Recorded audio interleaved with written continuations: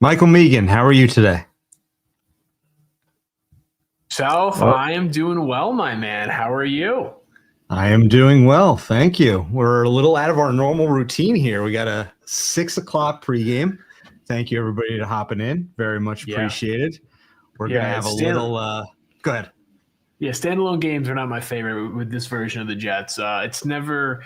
It's nice when we can hide at 1 o'clock, where people are like, oh yeah, the Jets game happened, as opposed to standing alone for the world to see. All the takes come from, it doesn't matter if the Jets won 2 games in a row. It doesn't matter that they trade all their players. If the Patriots beat the Jets by a lot in prime time, that was going to get more clicks, get more headlines, be the main story, as opposed to winning.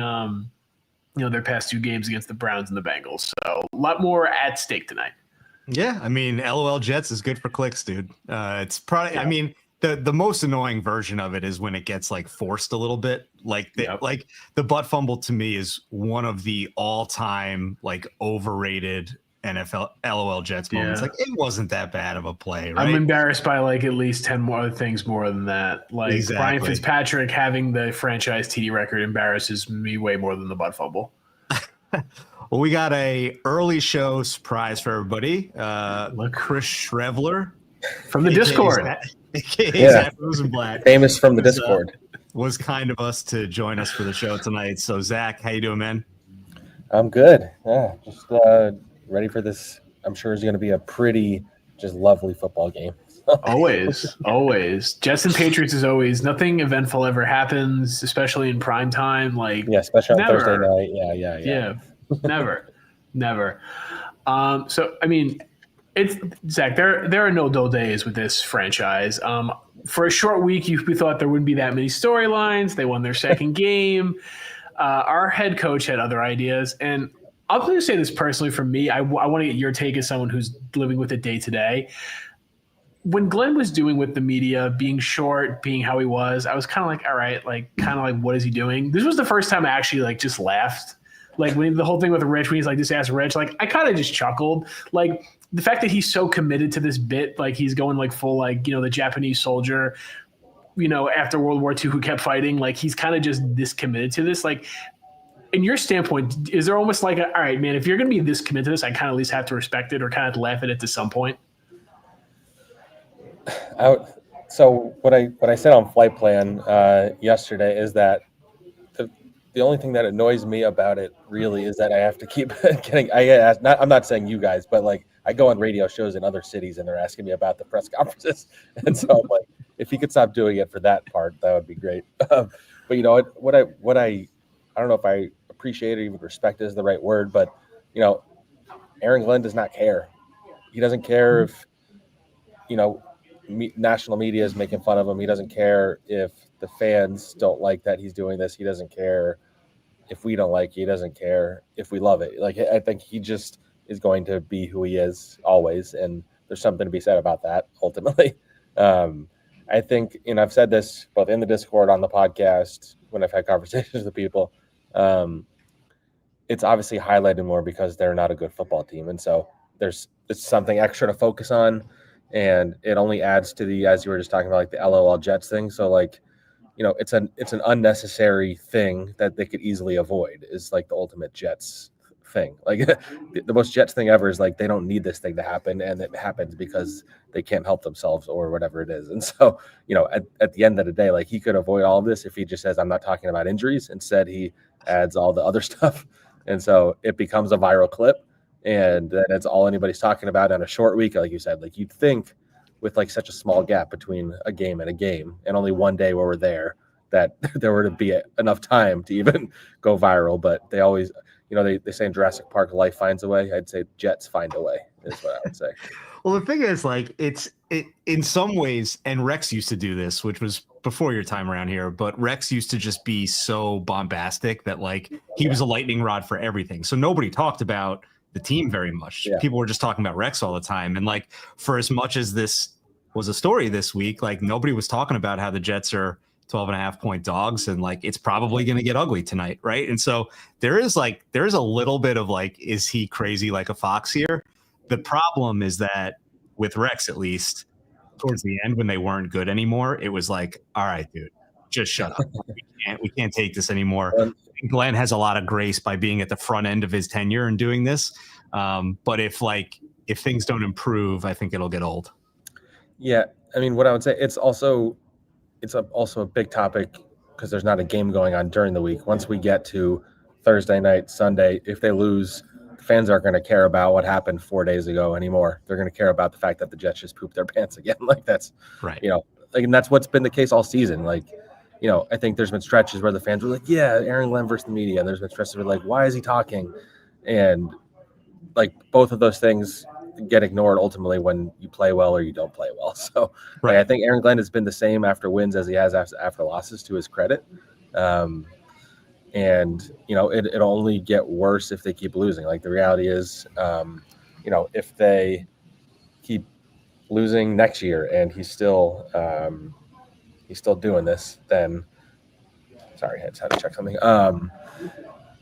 Then it's going to get louder and louder. And this is what kind of happened with Joe Judge when I covered the Giants. Not as extreme, I think, but like Joe Judge, that first year, they went 6-10, and it was like he was Bill Parcells to the fans. Like they were obsessed with him because he went on these passionate rants about how we're never going to purposely lose like the Eagles did at the end of that season. And then they turn around the next season, they're losing every game. He goes on an 11-minute rant in Chicago, and he gets fired probably because of that. So it talks himself out of a job. And anybody can do that. I will say I think Aaron Glenn sticking it to the media, I don't think Woody Johnson hates that. So I'd say, no. If that's the most important person to have in your corner, and I think Woody Johnson probably likes him poking at the media, frankly. So it's funny. That's not the first Joe Judge comparison we've heard so far this year, which is unfortunate. Yeah. But also, like Connor pointed out on the main pod the other day, like fans love information more than anything else. Like that's what they want right there. And I'm myself included. Like I'm like on Twitter looking for like what can I get? I need a nugget, right? And then the coach like shuts out the media, provides no information, and fans cheer that. And it's like, well, which one do you really want here? Yeah. Well, I'd say, I mean, this is not me speaking ill of Rich or anything, but I do think there's a segment of the fan base that has been following him for a long time, and he's had to suffer through a lot of losing, and so they want to blame the media sometimes, and so he's kind of the face of that because he's been covering the team for so long.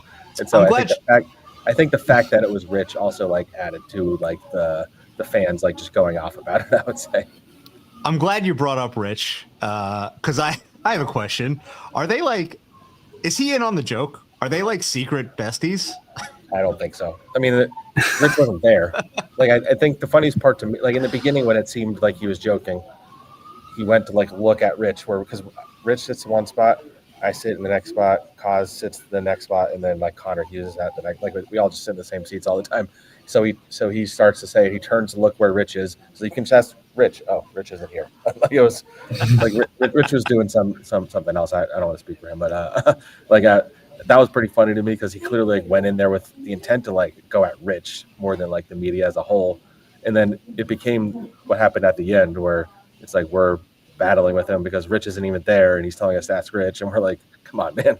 Like just answer you can just answer the question like, or say, I'm not going to say, or I don't know. Like, I will, like, I've appreciated him being upfront about injuries like he has, but as I said on Flight Plan, like at the end of the day, he doesn't have to be upfront with injuries. Like it's not, he doesn't like. There's no rule saying you have to tell us about injuries. There's no rule saying you have to tell us who the quarterback's going to be. But you could help yourself by the way you phrase that you don't want to tell us those things, I would say.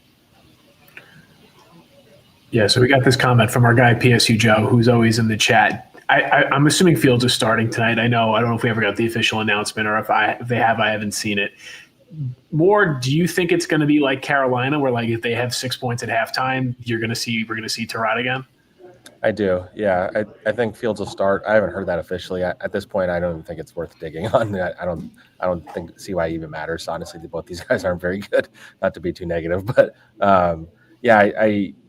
Fields. I mean, he has 3 out of the last 4 games. He has less than 55 yards passing. Like that's pretty crazy. I saw Rich had a stat about how many like 100-yard passing games or whatever that he's had, and he already has like more than Sam Darnold ever did, like more than I forget who the other one was, and then there were. I know what you're talking about. Yeah. So it was Zach, Gino, Sam, and Sanchez were the four, and like Sanchez had like 2 in 68 games. Darnold had 1. Zach Wilson had 3 in all his starts. Gino had 2, and Justin Fields is 4 of 8. Yeah, it's crazy. 50%. He's bad. I've never seen anything like it. I forget who tweeted this the other day, but like they tweeted that they've never seen a quarterback look more like a rookie in their 5th year than Justin Fields, like the way he plays. Like it's unwatchable. So I put in Tyrod like that. At this point, you need to see what you have in these receivers, and you're not going to see it with Justin Fields throwing the ball. So if he's playing that badly, and he probably will, it was raining when I got here. I don't know if it still is. It's pretty cold. Good defense. Like I can't imagine he's going to go off, but maybe he'll surprise me. So yeah. Speaking of receivers, Garrett got put on IR today. I think the fan base is going to he can't be back till week 15, and then those last 4 games, do you even play him? I guess Garrett, that's a conversation to be where the team's heading. What do you expect from Mitchell and Mechie that they've acquired? That I think the fan base is a little higher on Mitchell because obviously more recent draft pick, probably had a higher draft pedigree, didn't have the knee injury, going into the draft that's clearly affected him. And then obviously Mechie has the diagnosis on top of that. What should we expect out of these 2 players? Should these be guys we should be penciling in for the 2026 roster, or that's what these next 8 games are about? Yeah, I think you can safely say AD Mitchell will be on the roster next year. But I don't really have expectations. I'm just, I'm more curious about Mitchell probably than Mechie because I think there's more. Mechie has been around longer and hasn't done much. I know he went through the whole cancer thing, and so he's a unique guy. But yeah, that's what and Arian Smith, put him in the same bucket as those 2 guys, frankly, because you haven't really been able to evaluate him because he's played a lot and just hasn't been targeted even when he's open because of the quarterback play. So you just need to see if any of these 3 guys can be key contributors in 2026. That's the biggest lesson you can learn on offense because, if you look across the board, on the offensive line, 3 out of the 5 guys are locked into next year. 2 of the others are free agents. Who knows if they'll come back? You don't know if Brees is coming back. You don't know if Tyler Johnson's not going to be here next year. The quarterback's not going to be here. The only guys that could possibly be here that you need to evaluate are at the receiver position. And so, I hope they give those guys the playing time that we've seen in the past, as recently as last year, where the coaching staff just still doesn't want to play the young guys, even though the season's lost. I hope we don't have to see Alan Lazard out there. I think Joe calls him an empty jersey, right?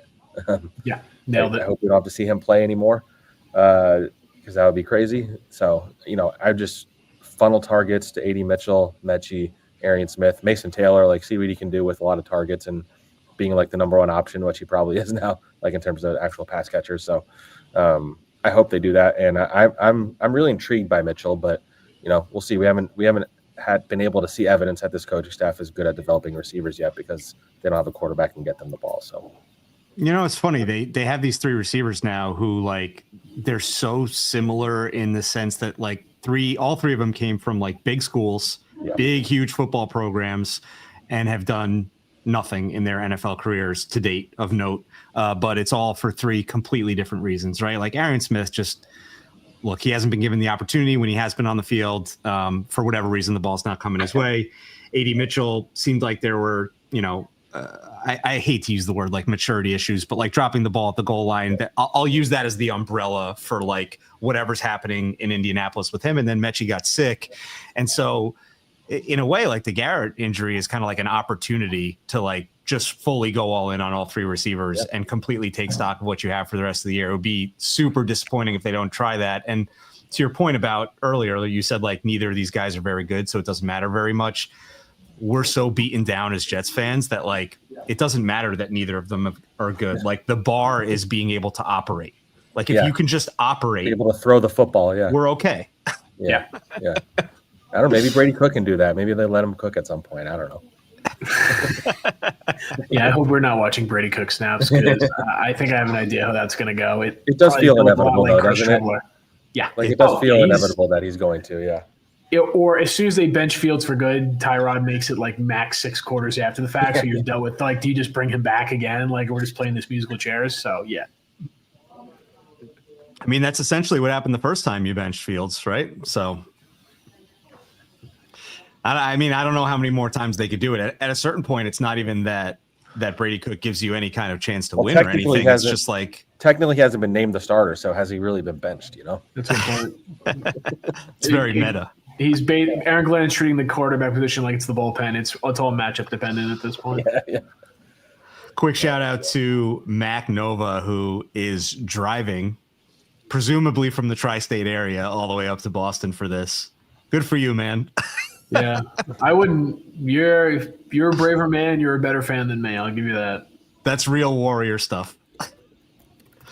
Zach, you guys usually you'll probably get the active rosters in like 15 minutes, right? So we're not close to that yet. Yeah, that'll be usually an hour and a half before. Yeah. Okay. So 6:45, I guess. Yeah. Here's a question for you, Zach. What QB do you like? So my scouting has been purely based on Twitter highlights because I just haven't had the time to watch the games. I've enjoyed both Simpson and Mendoza. I would say I've watched more of Mendoza, so I'm highly intrigued by him. But both of those guys seem to have a little moxie to them. So I don't know. Dane Brugler seems to like Ty Simpson quite a bit. I think he has him like second overall on his board. Yeah, that's something I need to dive into more and kind of ask around. But I don't know. Mendoza feels like a Jared Goffian type of quarterback, and that's kind of what they need for this offense. So I'm intrigued in him as like a fit and a guy who can step in maybe as a rookie. Yeah, no, it's a fair point. In that regard, said Simpson, Mendoza, they have the last month left of football to play. I'm sure the Jets' answers will change as fans depending on how they play, and also depending on how many more games the Jets win. Because as soon as the Jets lock in on a quarterback, it feels like they win too many games. That's like as soon as that happens, or as soon as they start thinking, "Oh, it's gonna be this guy," it's never that guy. So I'd say if you want to still be optimistic, like about if they win a couple of games and still getting one, it's like the few of the teams in front of them don't really need a quarterback. You have Tennessee, the Giants. As of right now, the Browns probably do, and the Saints, I guess, probably do. So you probably don't want to. You probably want to be in the top 5, but. At least Miami too. Really beat them. Yeah, Miami. Yeah. So Miami can't get out of their quarterback at the moment. Yeah, that contract is theirs for a while. Yeah. I mean, it might be the type of thing where, like, at the end of the day, somebody has to save the Jets from themselves. And maybe it's not the worst thing in the world if there's a couple teams who need quarterbacks up above you there. Yeah. I mean, I keep seeing the Kyler Murray idea floated. I just hope that doesn't happen. I do not think that'll go well. No, not in this market.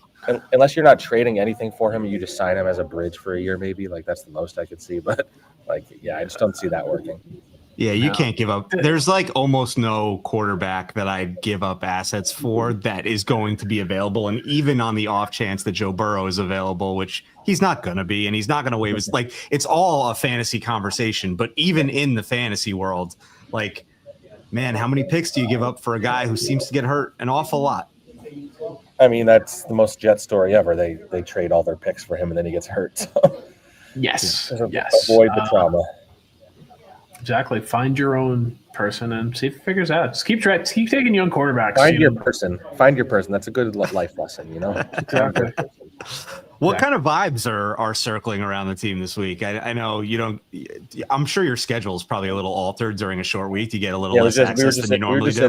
We were just in there one day. It's kind of hard to get a read on it right now, honestly. I think after this game, it'll be a little bit easier to see how they are talking and feeling. I'd say the way they responded to all the trades and stuff was encouraging this last game, but I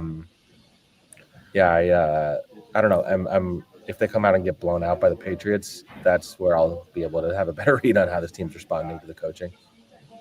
It's a fair point. Yeah, I mean, I guess one of our last questions is going to be: Belichick hated the Jets. The Jets hated Belichick. There's always animosity. There was always everything. If he could run it up, he could.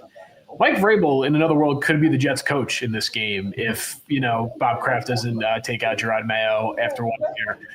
Do you think he has that same animosity? Do you think Vrabel's just going to take the air out of the football if they go up 2 scores? Do you think he has the same vigor that his we'll call him his mentor did?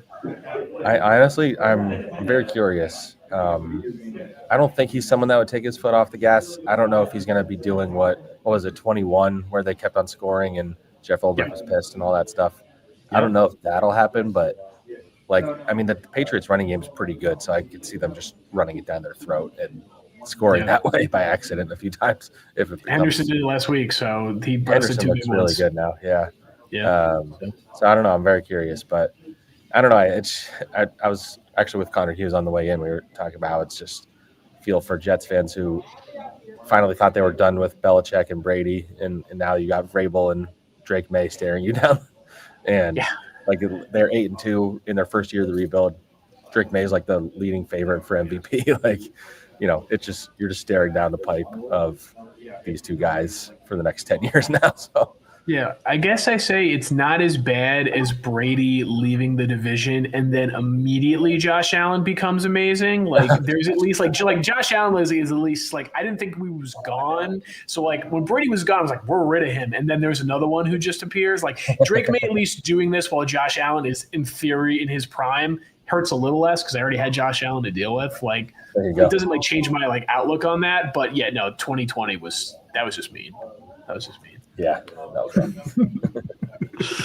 All right, Zach. Thank you very much for making some time for us. I really appreciate it. I know you got business to attend to here, so enjoy the game. Are you staying up there tonight? Or are you making a trip? A trip I'm home staying up, night? and I'm heading out tomorrow morning. Yeah. All right. Well, enjoy the game, and I hope for the best. And I hope the post game is pleasant and not contentious at all. Good talking to you guys. See you, Zach. Thanks, Zach. Have a good one. And we'll hop right in with PSU Joe right on schedule. How you doing, Joe? What's up, guys? How's it going? It's going good. I'll give you guys the quick update that tomorrow my daughter will go for her license. All right. Fingers crossed. Yeah. Well, I'll tell you what. She backed in 7 out of 7 times. So at this point, I said, you know what to do. It's just a matter of doing it. So yeah, you put in the time. The exam is just a formality at that point. Yeah, I feel like I put in a lot of time. So I told her this is a victory for me. Yeah. Too, so. Don't have her listen to this, and maybe the New York DMV should listen to this. But when I took my road test, like I was born in February, I took it around my birthday. There were snowbanks everywhere. I made like 1 3-point turn, changed the lanes once, and we got for parallel parking. It was the rep like went to me was like, "So can you parallel park?" I was like, "Yeah." She's like, "Okay, we're good." Oh, that's awesome. That is how I think successfully parallel parked like 1 time in my entire life. And even as a New York City resident, I know that's crazy to say, but did have to do it on my road test. So fingers crossed she gets a cool rep like that because I'm indebted to that woman to this day. That's the most Gen Z thing I've ever heard, Meegs, that you don't know how to parallel park. Yeah, dude. Actually, to be fair, I mean, also to be fair, I don't have like a car that has the camera that basically does it for you. So like, I have to do it the old school way, which I just never learned. So probably never will. Yeah, it's crazy. She, so we're in Maryland. They don't do parallel parking on the test here, and she went on YouTube and found people that use dash cams and recorded their entire test. So we actually went out and did the entire course that they do, the roads that they go on. So if she fails, it's okay. That is the most Gen Z thing, Paul. Gen Z thing. So yeah, we'll see how it plays out though. But she's excited and good. It's funny because Mrs. PSU Joe was going to stop down here to do you guys a prediction, but I think she ran to get something to eat for the kids. Okay. But still, all of us. How is Mr. PSU Joe feeling about tonight? I'm like, Meegs texted me this morning, and I said I got 2 halves of my brain, and they're both operating at the same time. One is like, I think they show up. I don't think they get embarrassed. I think they put up some kind of fighting chance. Now, the other half of my brain is logical, and I'm like, they're not going to win this game. I just don't know what the combination of those 2 things looks like. Yeah. I don't know. For some reason, I feel like we're going to win. I hate to say it. Wow. You guys are both braver than me.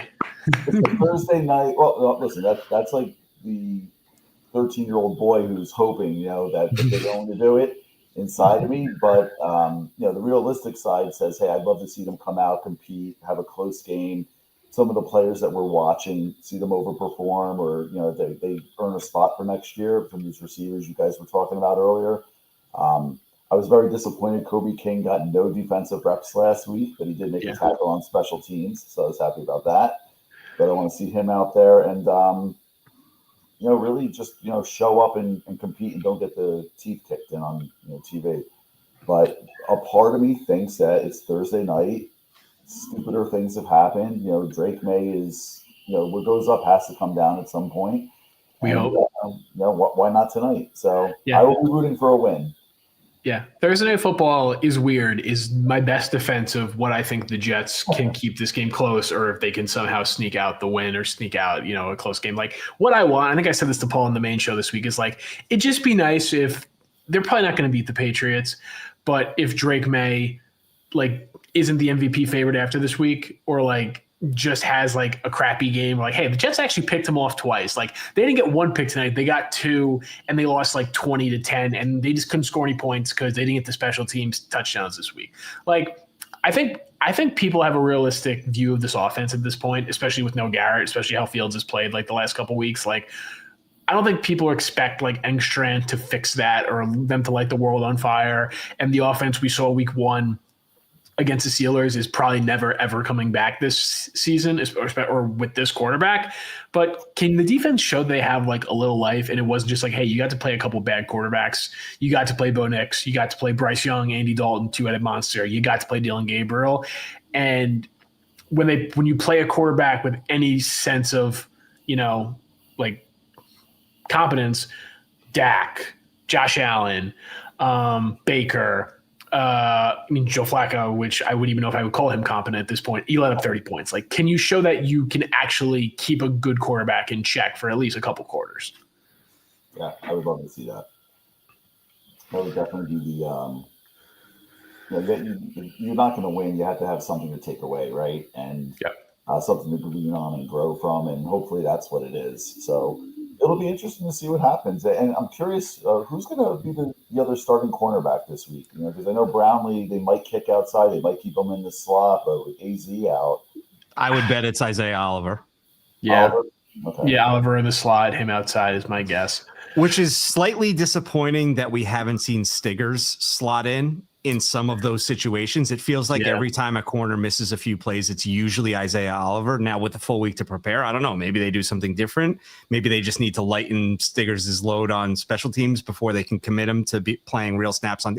I don't think so. I think it's going to be Oliver, but it's disappointing that it's not Stiggers more often. All right. I have to ask this question to the old people here. Is this the guy who taught Norv Turner how to do offense? Is this the Air Coryell who he's talking about? Because I think Don Coryell was coaching when I was at -12. So I need to ask you guys this question. Oh, I don't know. Don Coryell is who put the Air Coryell in for the Chargers. Yes. Yes. Okay. All right. That's what I thought. Yeah. That was Fouts' old offense. I know Norv Turner's from that tree. Yeah. Okay. Just making sure. See. Yes. For Wordemeister's point, who is worse at QB, Zach or Fields? It's not as easy an answer as I thought it would be. Gut instinct, you never want to say Zach's better than anyone. Besides maybe Luke Falk. I think he is. I don't know if it's just the offense itself. Dude, you can't. He's played 2 of his last 3 games. He hasn't cracked 100 passing yards total. Yeah. How bad is the Bengals defense, man? You know what I think the key difference is that Zach, when he was bad, made things so much worse by trying to fix it. Whether it would be scrambling and running in a straight line backwards and losing an additional 15 yards on a sack, or throwing a terrible interception. He always seemed to make things worse. He would throw gasoline on the fire every time. Fields, it puts your brain to sleep. It's so boringly bad. He crumples in the pocket. He doesn't lose a ton of yards, but he'll crumple in the pocket. He'll, he doesn't try to squeeze it into coverage anywhere. And at some point it's almost it's so mind numbing that I'm I'd rather you just start whipping the ball all over the place and let's see what happens. Whatever happens, because you're putting me to sleep with the boringness of how bad this is. Yeah. And I will say too, the other point is Justin Fields buys himself a lot more latitude by not being a dick.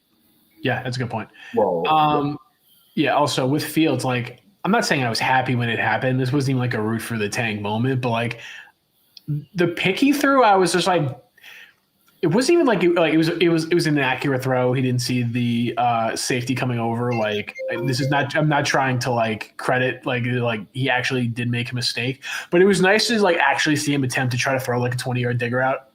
Where it's just like, bro, like you do this like once a month. Like, it's just nice to see you attempting this throw. Like, it's just something different.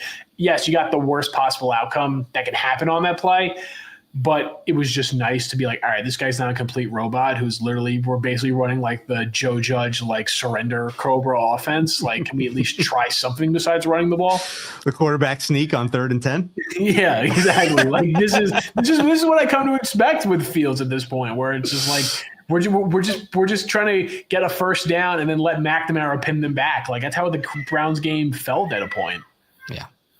Yeah, it is. It's really frustrating to watch. And that's why I think people are clamoring for a quarterback who's also not good in Tyrod Taylor. It's just like, just do something, man. Like, try something. Definitely. Please do something different. Tyrod will throw a 50-50 ball. Like, that's all that, like, we will give Tyrod that credit for all of that. Like, yeah, JC Horn can sometimes make a one-handed pick, and that's the game you play, but at least Tyrod is trying out there to make a play.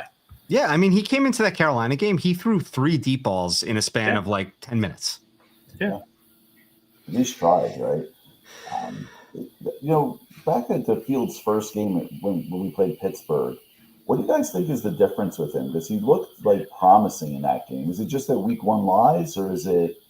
The defense has got tape, I think, is more than anything. It's like, hey, yeah, that is more was like, hey, we saw what you did. And the Steelers defense has not played. Like, the Indianapolis Colts game feels like the Mirage. That's not been a great unit this year as much as like talent that they do have. I just think people watched the game was like, all right, Mike Tomlin doesn't adjust his defense. That's how they lost to the Bengals. They run the same stuff. You actually showed some variation. He actually gets confused pre-snap, and then he just holds the ball.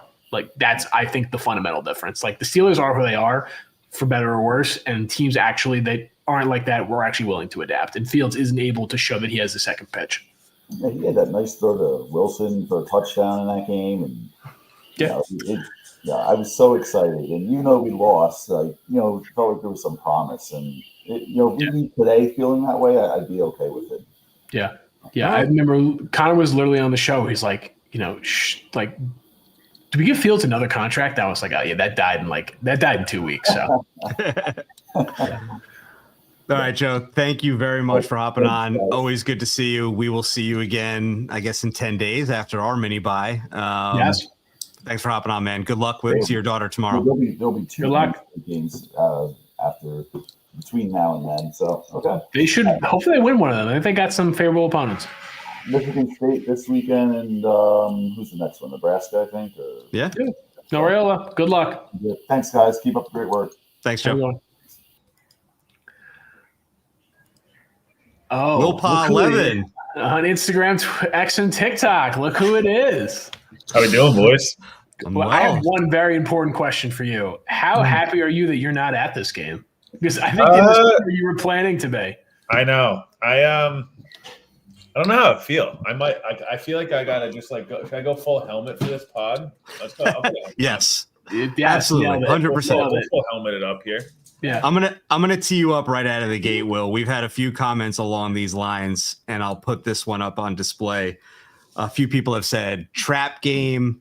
I don't know if Burrow is playing in the next Patriots game. The Patriots have the Bengals after this. I don't think Burrow's ready by November 23rd. So I don't know how much I agree that it's a trap game, or if they're overlooking the Jets or anything like that. But like we've talked about a few times already, Thursday nights are weird. You kind of never know what you're going to get. There's a little bit of unknown with the Jets right now. Like, you have 3 receivers that there's like not really a whole lot on, right? Like, you don't know what they're going to do on offense tonight.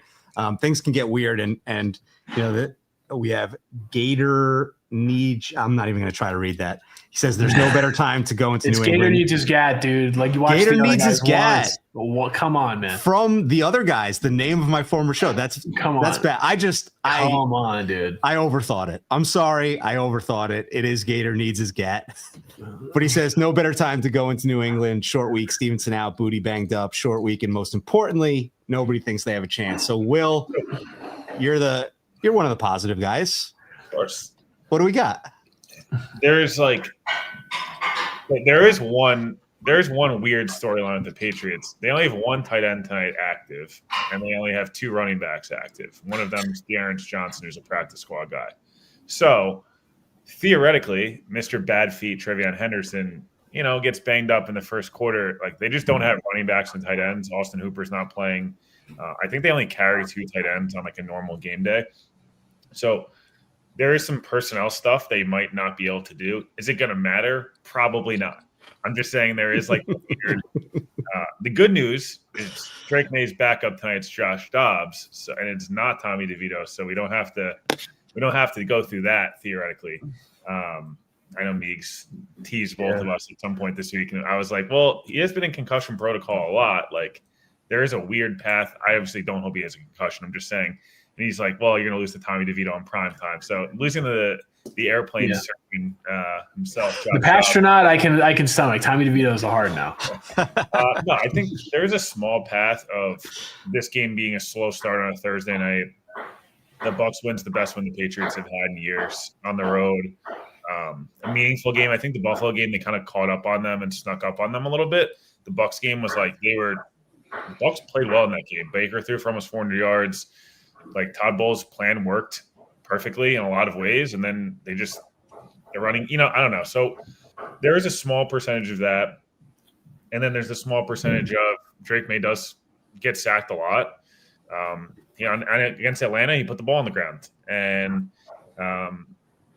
does that happen today? Did the Jets get? They ran that same stunt that Jalen Walker forced the fumble on against Drake May. The Jets ran that stunt last week and got a sack on it. Jermaine went from a wide 9 and ended up in the opposing A gap, and Will McDonald murdered Dylan Gabriel. So, like, do they run that again and he forces a fumble, and it's like that plus a long kickoff returns 10 points, and it's 13-10 at half, and there's a little bit of like nut crunching time?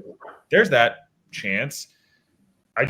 My biggest worry is that this is like the slowest 33-13 like death of they're not playing badly, but like they just can't get the third down stop. They can't get that 1 3rd and 4 that they need. That's my fear. And Vrabel will run it up. And at the same time, I think Glenn, like, there is some karma here. Like, at some point, the Patriots giving Aaron Glenn a token because he's a minority candidate thing, like in an interview, and they were going to hire Vrabel, and Glenn saying no. Like, we're going to get some good karma of that at some point. I don't know what it's going to be. I hope it's tonight, because if they win tonight in some form or fashion, I will get blasted and recorded pod hammered. A. B. You actually can start talking of, like, can this team win 2 of the next 3 games and make themselves, like, at least a team that's, like, technically playing meaningful games in December? Like, there's a real conversation to be had. That Atlanta game can at least be a fun, like, hey, the season's not totally over. It's a very different conversation to you get blasted the next 2 weeks. You're 2-10, and it's like, definitely shut Garrett down. Do we start shutting, other people? Like, you don't want that. So there's a small world in which they win tonight. But if they if they lose 30-23, and it's a close competitive game, and Glenn looks like a really well-prepared staff, you feel kind of good. You're like, dude, that's a month straight of competent, a lot of games on the road, competent football. I'd sign up for that. Not to be the moral victory guy. I hate that. But, like, this is a moral victory type of night. No, but you don't need to win the game to get what you're suggesting, which is just like, okay, like, there's something here, right? And we can go through the next couple weeks. I think that the game that you described of just like the slow, long death that ends in a blowout, I was texting Meegs earlier today. I think that's what happens next week. I think the Ravens are just going to bludgeon us to death over the course of 4 quarters. And you're going to look up and be like, oh shit, it's 31-3. All of a sudden. Remember the Jets played Thursday night in Baltimore 4 years ago? 5, maybe it's like, that wasn't COVID. It must have been 2019. It was 2019. It's Lamar's MVP. I know the exact game you're talking about. And it was like the Jets kind of scored, and they were like kind of spunky in the beginning of the game, and then it ended up being like 40-20 or whatever it was. But like, Sam was like kind of fun that night, and he had the one bad decision. But like, other than that, he actually had a really cool touchdown at Robbie, where it was like, oh, at least they're like putting up points and showing a fight. And it was like one of the rare games where it was like, hey, they don't have the talent in this game at all. You can sign up for that, dude. You cannot sign up for, like, I've said this all year. Why can't this be the Denver game again? In a lot of ways, where like They're really well coached. And not the Jets. I mean, the Broncos are really well coached. They're a really good defense. They don't allow yards to running backs. Like, can Fields be some form of like the Bengals game where Fields wasn't amazing against the Bengals? Let's be honest. Like, he was a serviceable quarterback that made a few really athletic plays on 2-point conversions. Can you get something like, can Fields give you 60 yards on the ground and 165 through the air?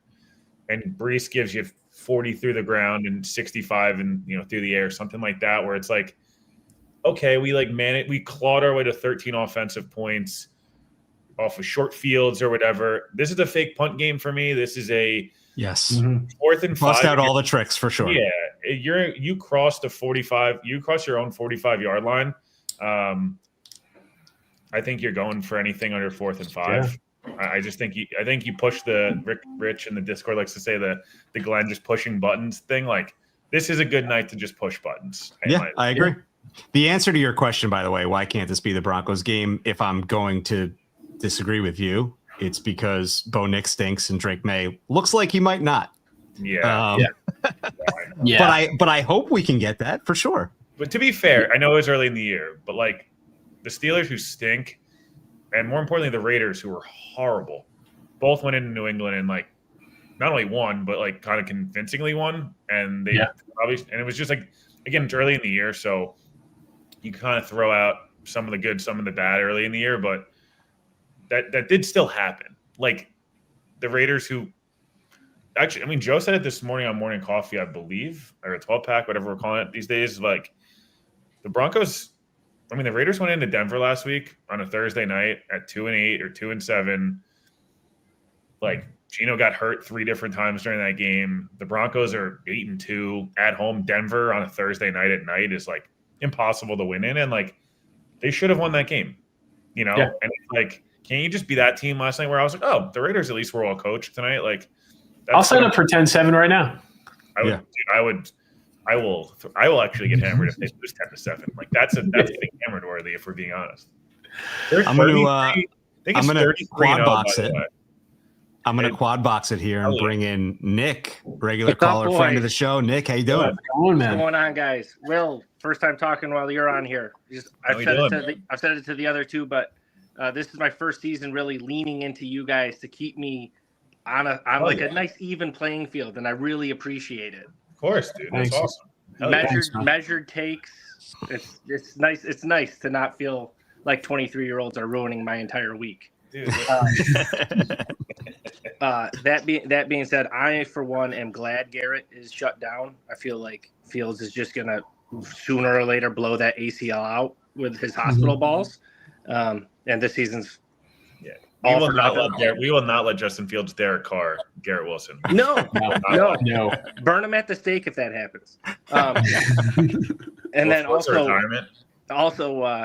one thing, like it was nice to see Brees last week, like playing like a dude, not like tapping himself out after 3 carries, and like it just like someone said like his knee. I think Connor said it. His knee.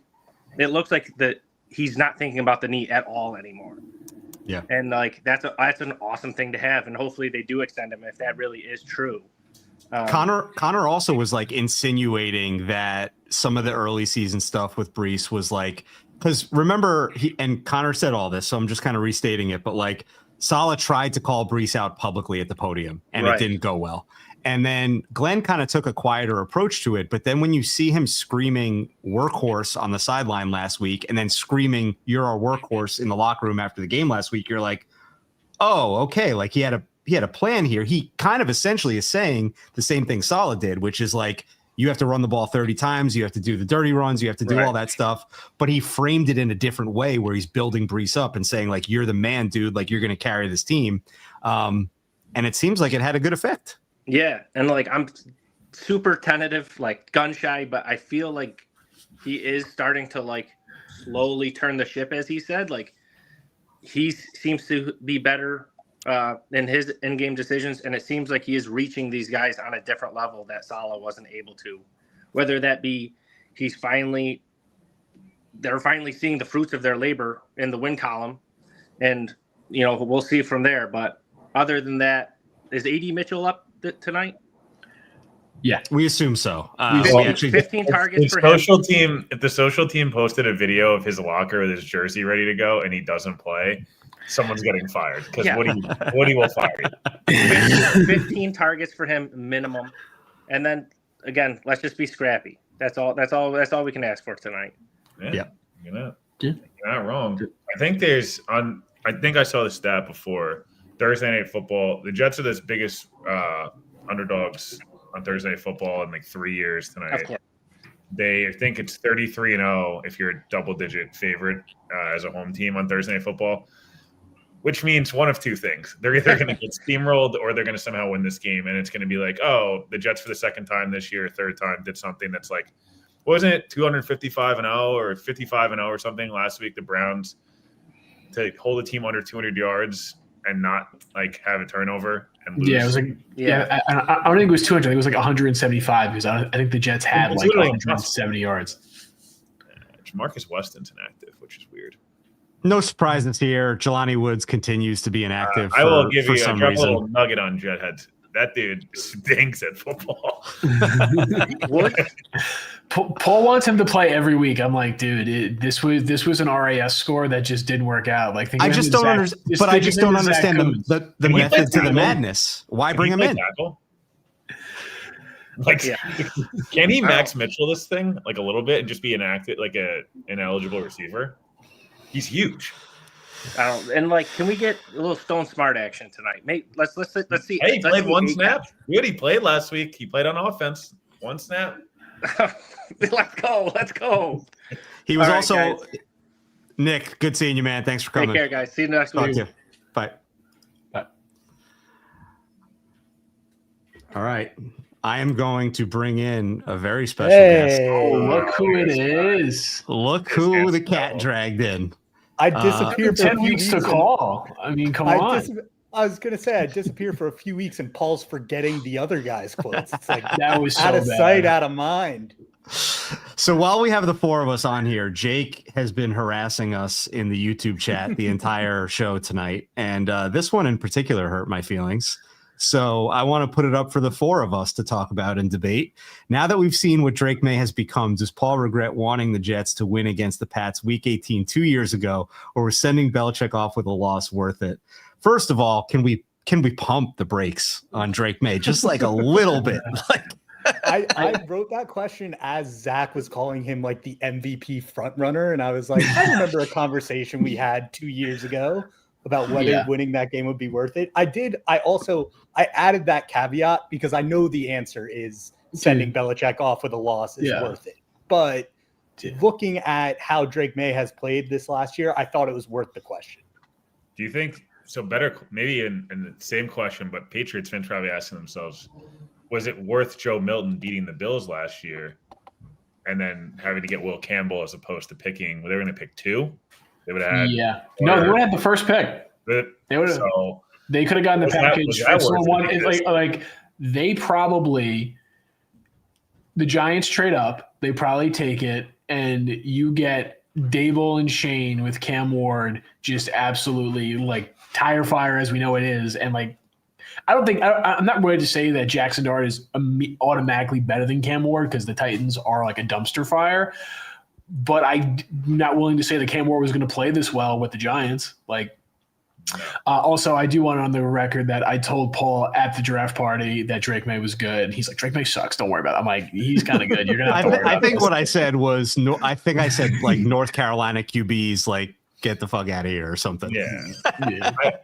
My only thing with Drake that's frustrating is that like Josh McDaniels gets a lot of heat as a head coach, as he should, because he's a snake and like a terrible head coach.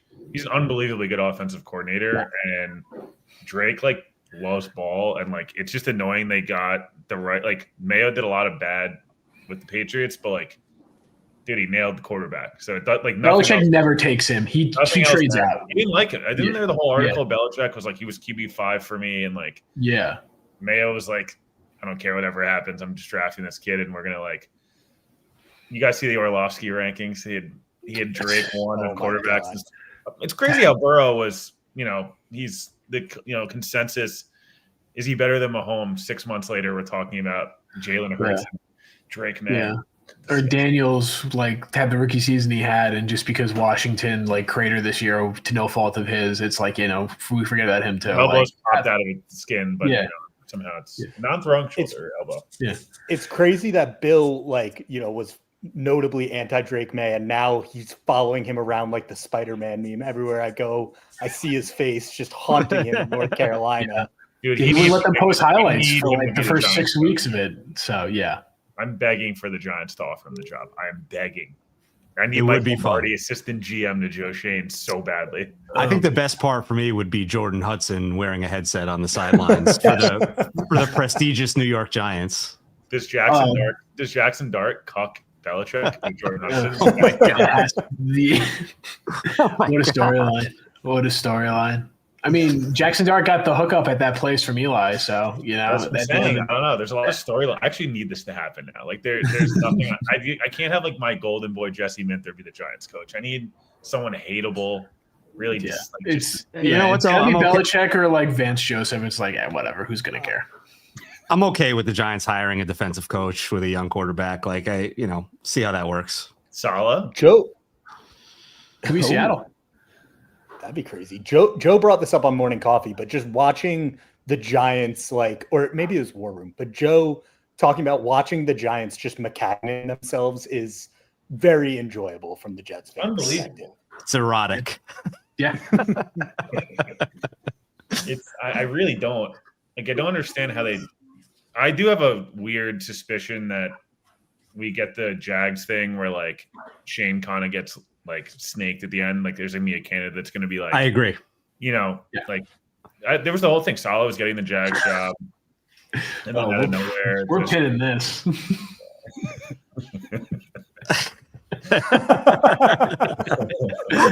We're definitely pinning. I wasn't letting that go. Come on now. Thank you, Rick Fields. man. Floor action.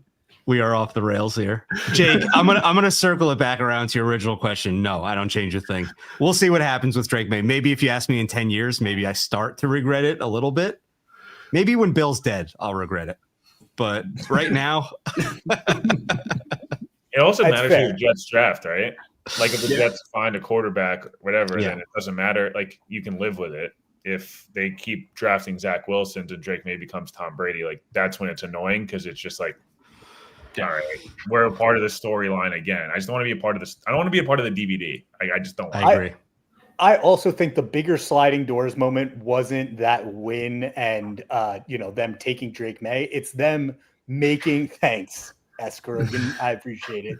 I don't think that's the sliding doors moment. It's them making the right decision to cut bait with Mayo after a year. Yeah. If they don't do that, I think Vrabel's coaching for us. And I think him being competent and him putting Patriots back on the right track is Drake May would not be Drake May if he was in year 2 of Gerard Mayo right now. There's just simply no way. And as they say on NFL Stock Exchange, Drake May is the Drake May of Drake Mays. So, Drake May.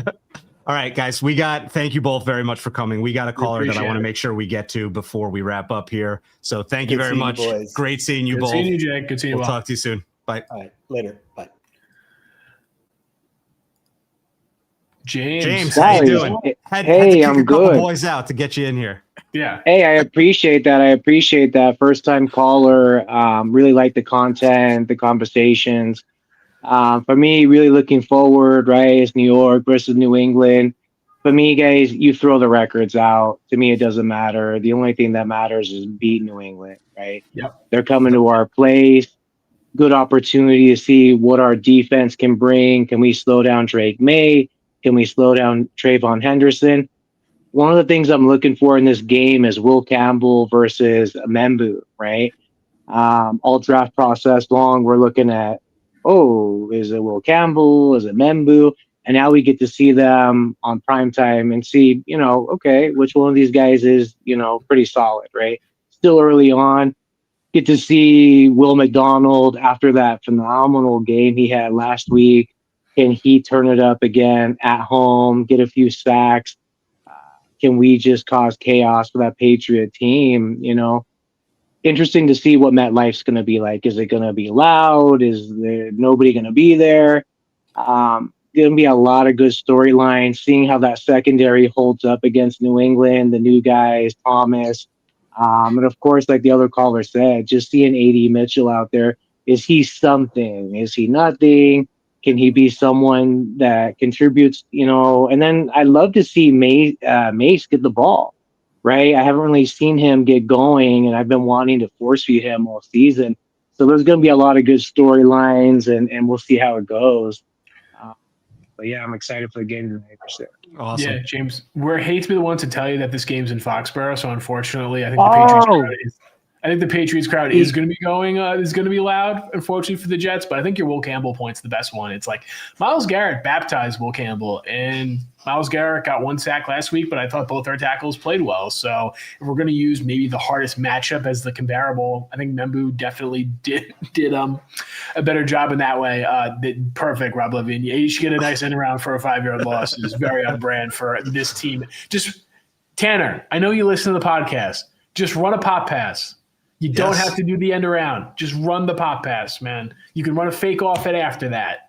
Please. Also a way to get Fields some positive, passing yards because he's in desperate need of them.